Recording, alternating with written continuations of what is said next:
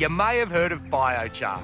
It's an additive that puts carbon in your soil, improving its health and fertility.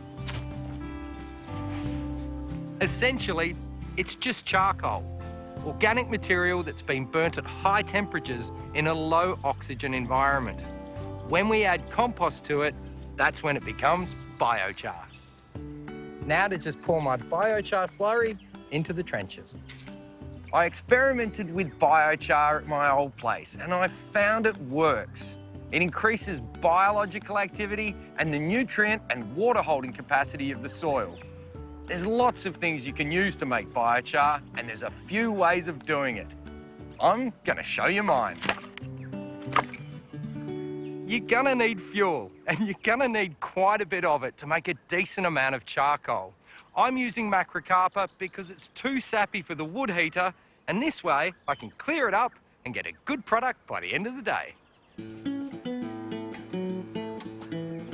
Now, there are many ways to create a low oxygen environment. You can use a steel cone, a kiln, or like I do, you can simply dig a hole in the ground.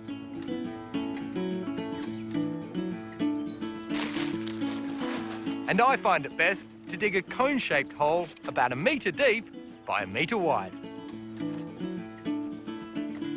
And make sure that you check and comply with any fire restrictions in your area. Now, before you light anything, make sure that you've got a good, reliable water source close at hand. Once we've lit our fire, we just keep adding fuel until we get a good charcoal base.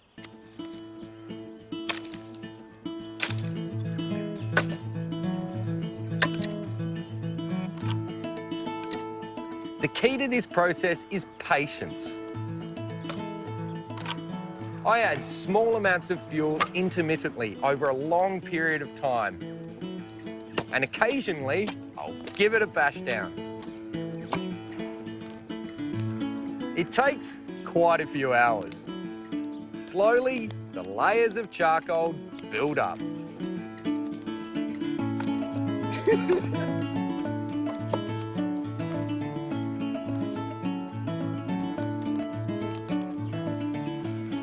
First time. When the charcoal reaches the top of the hole, douse the fire to put it out, and then let it cool overnight.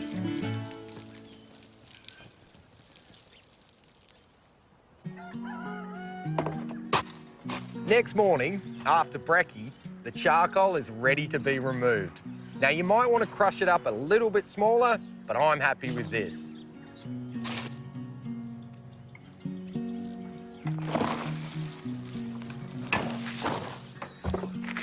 So there you go, a bit of charcoal mixed with some homemade compost to make beautiful organic biochar.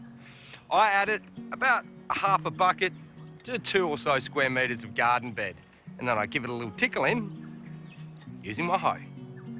I reckon biochar increases my crop yields. What a brilliant result. I turned waste wood into a precious commodity, and I had a ball doing it. Now I'm keen to start another batch.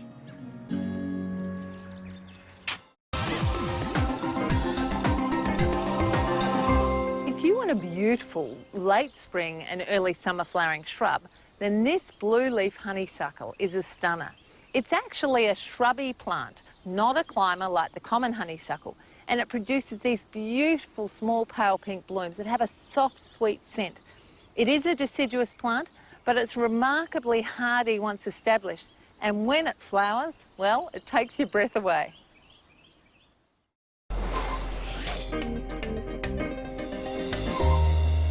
Noisy miners are native to the east coast of Australia. They're one of a suite of small Aussie birds. And where I come from, we call them squeakers. They really like the open areas with tall trees and ground covers. They're one of our small birds that have really flourished and thrived with increasing urbanisation. Noisies are prone to being territorial, so in a landscape with a lot of open space and tall trees, from their vantage point, they can see who's moving in, quickly go in, turf them out. It's a case of good bird, gone bad. It's the small insect-eating birds in particular that are affected by the rise of the noisy miner. But gardeners have a role in reversing this trend by increasing biodiversity, planting more of an understory, we can do something about it. The middle layer of plantings is particularly important. Now, choosing shrubs with diverse structures, planting them close together, using mulch for your garden paths, some logs as the garden border so that as they break down, insect life is abundant. These few simple tips can go a long way to encouraging some of our smaller, not so noisy birds back to our gardens and suburbs.